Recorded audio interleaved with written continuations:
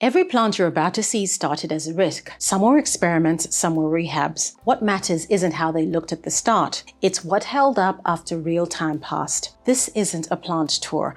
It's 9 long-term lessons from real plants and real setups. I want to start by clearing something up. Some of the plants you're about to see didn't start in 2025. Some of them have been with me for years. But 2025 is the year where enough time passed for these plants to stop being experiments and start being proof. And I'm not just doing a plants tour today. I'm sharing 9 lessons these plants taught me over the year with the receipts. What worked, what surprised me, what I do differently, and what the plants look like right now.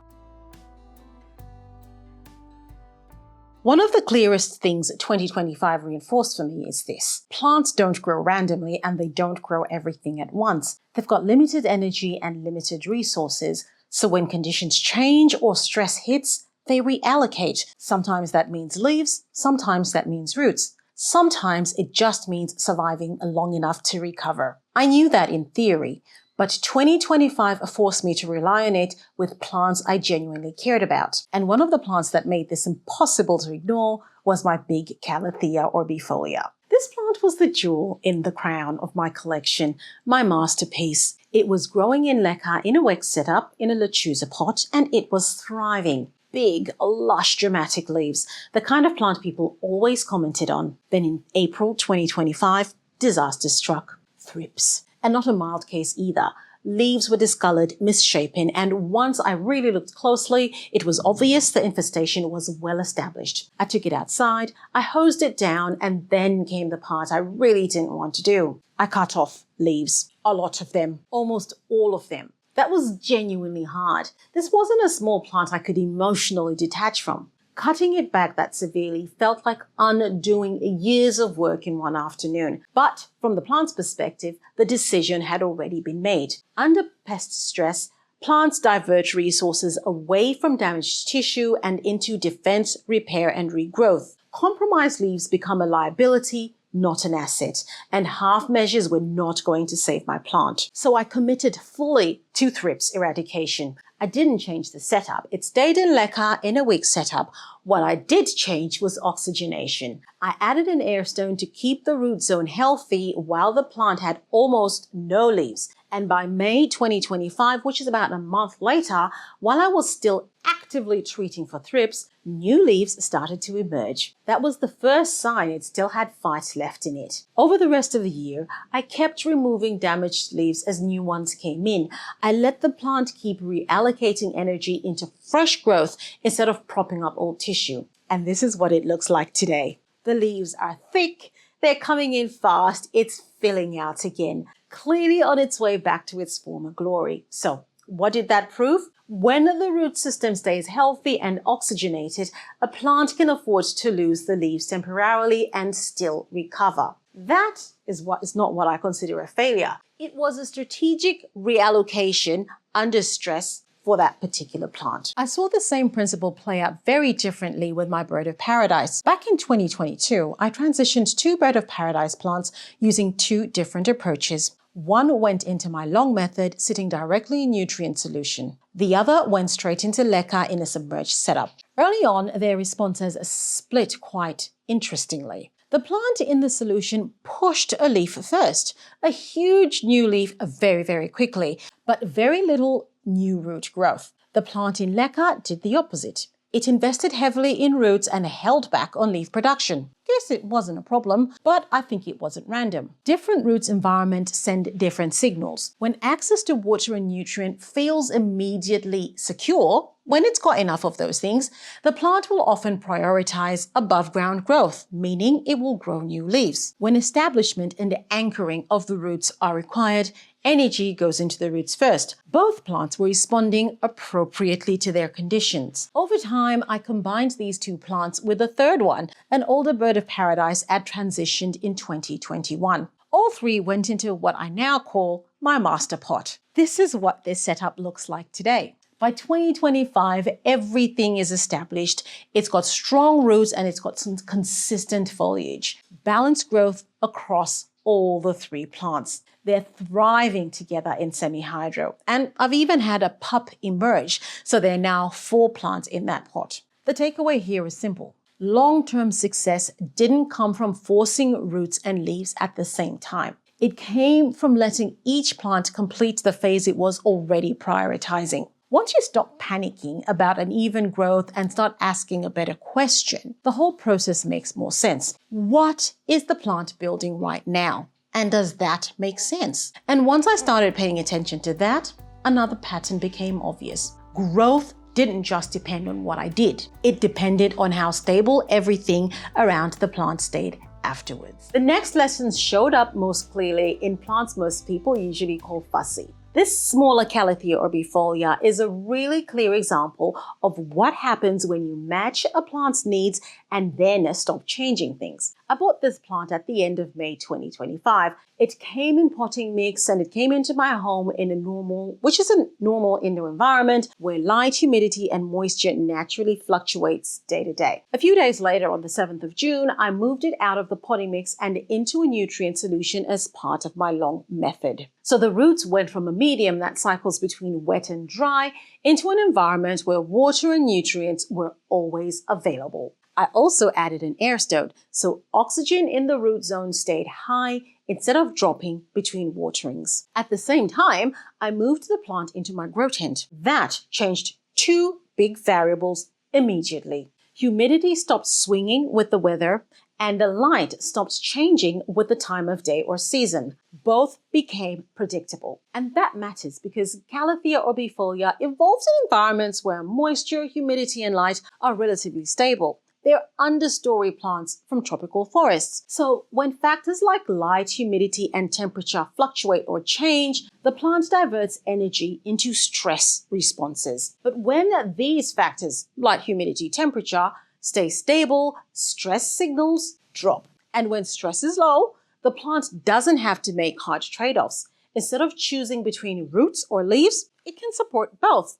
In this case, that showed up as a steady root development without sacrificing the leaves. The plant was still producing new leaves, just not explosively. Growth for this plant was measured, controlled, and sustainable. That wasn't hesitation. That was establishment done properly. Once the root system had strengthened and the plant was clearly stable, I moved it again, but very deliberately. I transferred it from sitting directly in solution into Leca in a wick setup. From the plant's perspective, this wasn't a shock. Moisture was still consistently available, oxygen was still present, and humidity and light didn't change because it stayed in the grow tent. What changed was the container, not the conditions. What I didn't do at this point matters just as much. I didn't add on too many changes. I didn't move it into a new environment while asking it to adapt into a new root setup. The plant wasn't being asked to reprioritize. It was allowed to continue. And this is what it looks like today. The new leaves are coming in steadily. The foliage is flat, intact, clean, and lovely. No crispy edges, minimal black tips, if at all. So what did this plant actually show me? Calatheas aren't difficult because they need special treatment. They struggle when the environment keeps changing. When moisture, oxygen, humidity, and light match what they need and stay predictable, growth becomes steady and uneventful. And what surprised me is that this wasn't just true short term. When I look at plants that had been growing this way for years, the same principle held up. The blue star fern shows the same lesson, just over a much longer timeline. I bought this plant in June 2022 and moved it straight out of potting mix and into Leca using the direct method. At that point, the roots were sitting in a submerged setup with constant access to water and nutrients. And that mattered for this plant. Ferns don't respond well to repeated drying and re-wetting. So by keeping moisture continuously available, I removed one of the biggest sources of stress during the transition. Just as importantly, I didn't keep changing things. I kept the same environment, the same light, and stable humidity. From the plant's perspective, there was no reason to switch into defense mode. What happened next was quiet but important. The fern focused on establishing its root system. Growth above the surface wasn't dramatic, but it was steady below. Leaves were retained and not constantly lost and replaced. As the plant matured and the root system thickened, it no longer needed to sit fully submerged. During a later repot, I transitioned it into a wick setup. Moisture was still predictable, but the roots had better access to oxygen, and because that change happened after establishment of the root system and nothing else changed at the same time, the plant didn't react negatively. This is what it looks like today. 3 years on, it's full, stable, and thriving in a wick setup. No dramatic swings, no cycles of decline and recovery, just slow, continuous growth. Consistency doesn't force a specific type of growth. It gives the plant space to move through its own stages without being pushed into stress responses. And even when the environment stayed consistent, not every transition went the same way. Not everything went according to plan. That's when I realized something else mattered just as much. How I moved a plant mattered just as much as where it ended up. Before 2025, I don't think I fully appreciated how much root disturbance alone can shape the outcome of a transition, even when everything else stays the same. That became very clear with my Alocasia Maharani experiment. I bought 2 Alocasia Maharani plants in June 2025. Similar size, same type of potting mix, same final setup. Both ended up in Leca using a submerged setups. Water availability was the same, oxygen availability was the same, light and general environments were also the same. The only variable was how the roots were handled. For one plant, I washed the roots completely, all remaining potting mix removed. For the other plant, I gently removed the loose mix of potting mix, but left the root ball largely intact. The difference was noticeable. The plant with minimal root disturbance transitioned smoothly. The leaves stayed stable.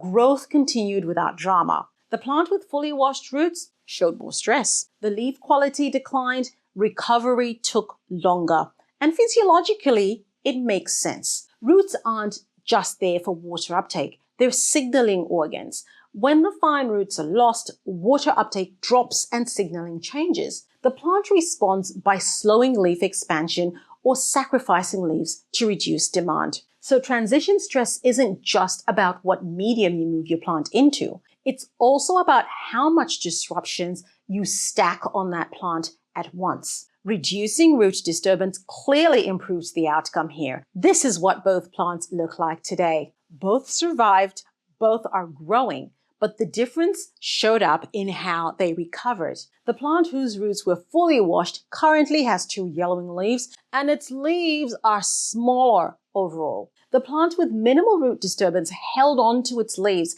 and continued growing with far less visible stress. Looking back, the pattern was clear. When everything else stayed the same, disturbing the roots less led to a smoother transition above ground in the leaves. And for a moment, it would have been easy to conclude that minimizing root disturbance is always the answer. But the next plant completely challenged that assumption.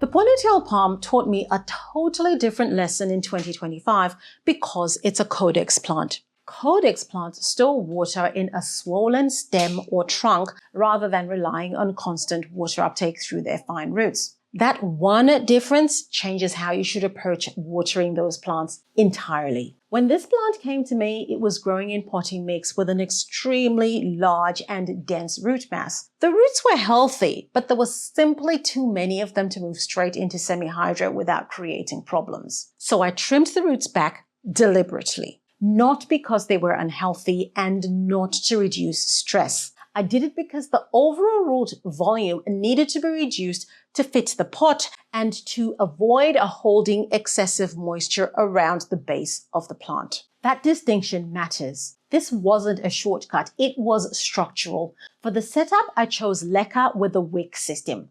Because ponytail palms store water in the Caudex, they don't need that constant access. In fact, too much moisture around the roots is one of the biggest risks for this type of plant. The wick gave it slow, controlled water delivery, enough to support root recovery without keeping the roots wet all the time. Oxygen stayed high, Moisture stayed limited and predictable. After the transition, the foliage didn't look great. Some leaves dried back, and visually it really wasn't that impressive. But this is where the ponytail palm forces you to rethink how you judge success. In Caudex plant, short-term leaf appearance is a poor indicator of how the plant is actually doing. Those leaves reflect immediately past conditions, not current recovery. What mattered was what was happening below the surface. Roots continued to grow, the Caudex stayed firm, and there were no signs of rot. That told me the setup was working.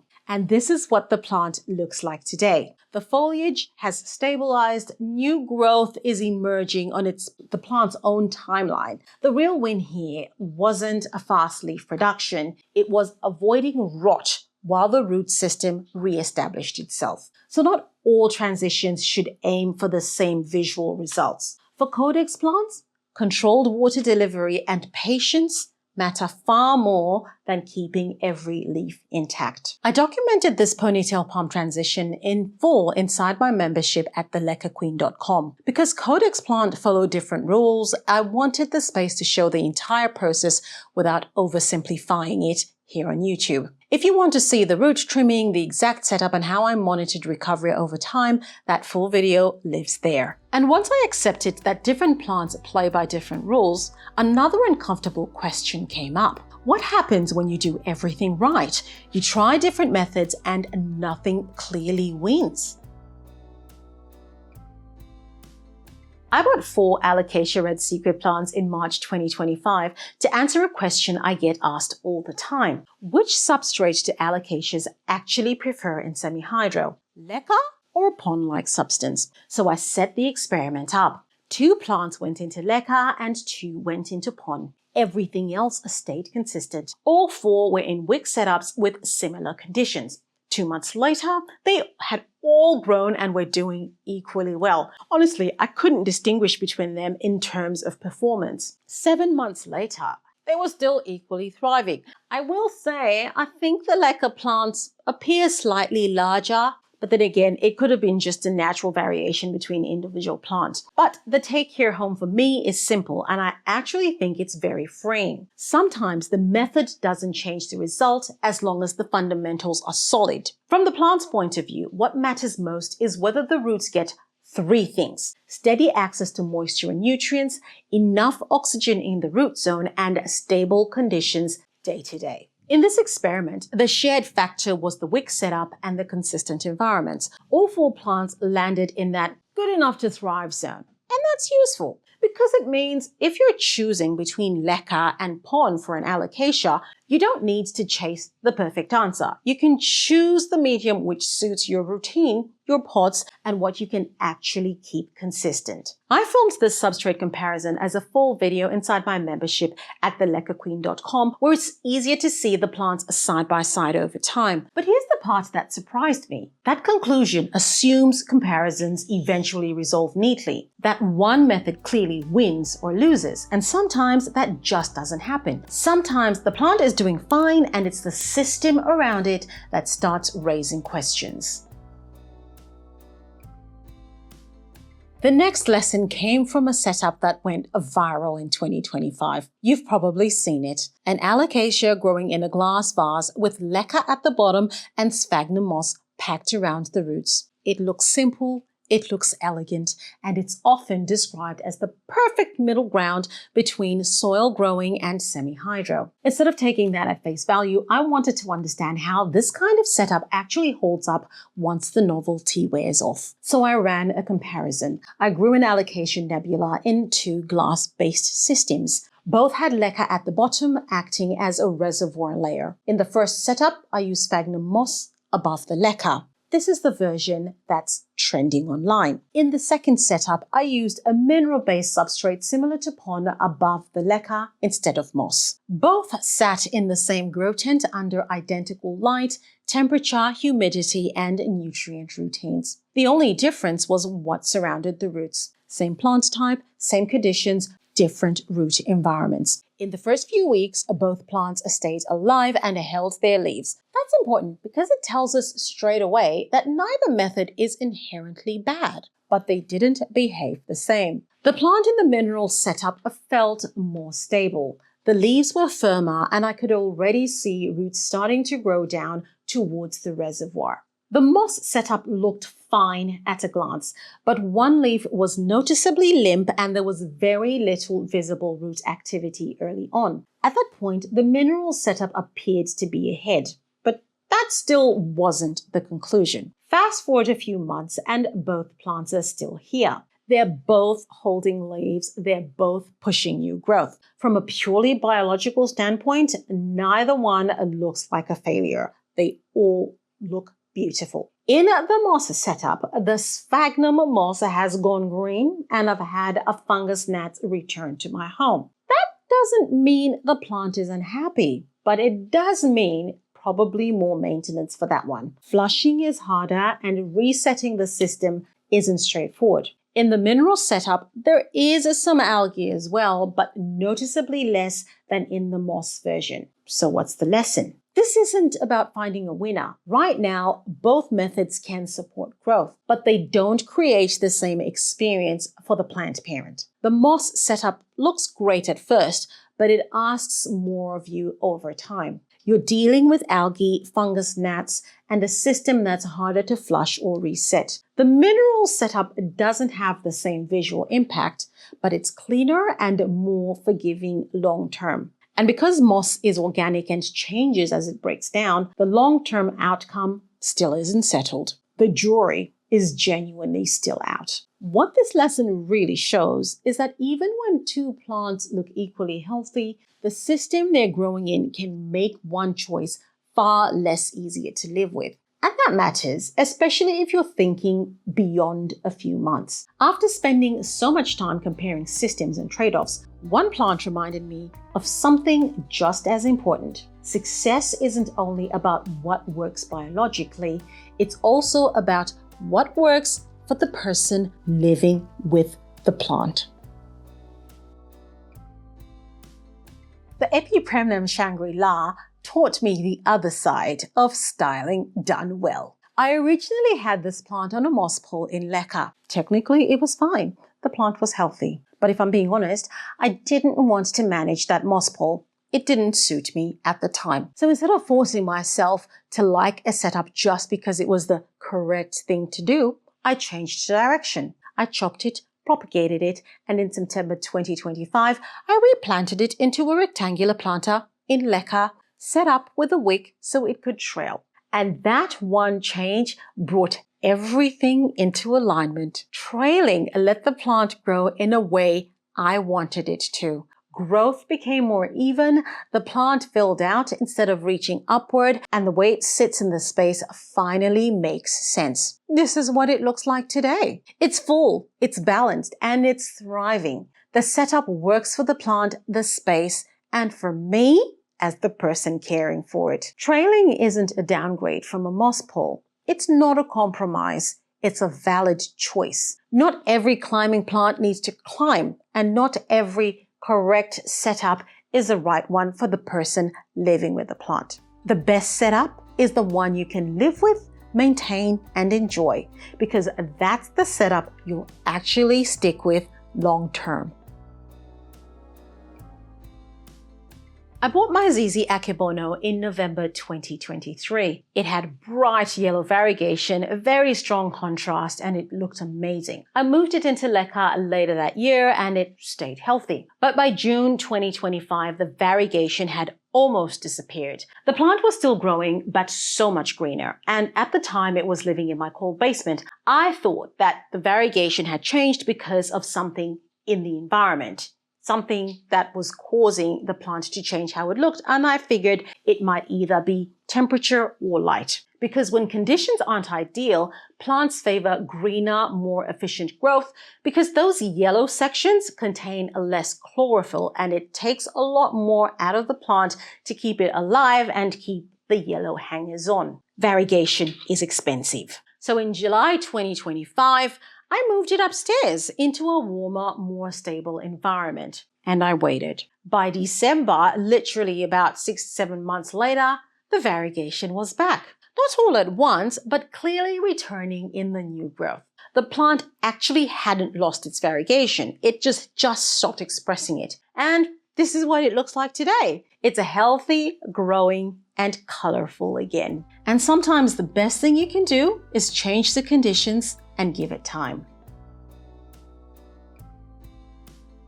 The last lesson came from two plants I spent a lot of time with in 2025. My desert rose and my Calathea white fusion. Very different plants, same problem, spider mites. I caught them early, not because the plants collapsed, but because something felt off. There were dull leaves. I flipped a leaf and I saw webbing. At that point, I didn't waste time debating products. What mattered was breaking the cycle. First, I cut back damage. Not necessarily to tidy the plants up, but to physically reduce the mite population. Heavily damaged and webbed leaves came off. On the desert rose, that pruning is hopefully also going to reset the structure of the plant. Then I treated with intent. Not one spray, not one day. I used a two-step approach and repeated it on a schedule that matched how spider mites reproduce. Because killing what you can see doesn't solve the problem. The eggs are always waiting. Since these plants were in semi-hydro, I didn't just treat foliage. I drenched the roots and leca as well, so there were no safe hiding spots. At the same time, I changed the conditions. Higher humidity, better airflow, strict isolation. That combination, how I treated my plant, all the various steps, mattered more than any single product. And this is what they look like now. This is the payoff. The Calathea White Fusion recovered with clean, healthy new leaves. No distortion, no dullness. The Desert Rose did more than recover. Because of the pruning, it branched. It's now fuller, stronger, and better structured than it was before the infestation. They didn't bounce back because of a quick fix. They recovered because the biological cycle was fully broken. 2025 reinforced this for me. Good plant care isn't about perfect methods or copying what looks good online. It's about understanding what a plant is responding to, staying solid with the fundamentals, and knowing when to act. There isn't one right setup. There isn't one perfect answer. And sometimes the most honest conclusion is that the jury is still out. But if you're paying attention and following through when it matters, you're not just keeping plants alive, you're building a real skill. If this way of thinking about plant care resonates with you, it's exactly what my book, Plant Parenting for Busy People, is about. You'll find its links below or at all good bookstores. And in the next video, I'm doing a deep dive into growing plants in semi-hydro, breaking it down step by step so you can move from basic skills to real confidence.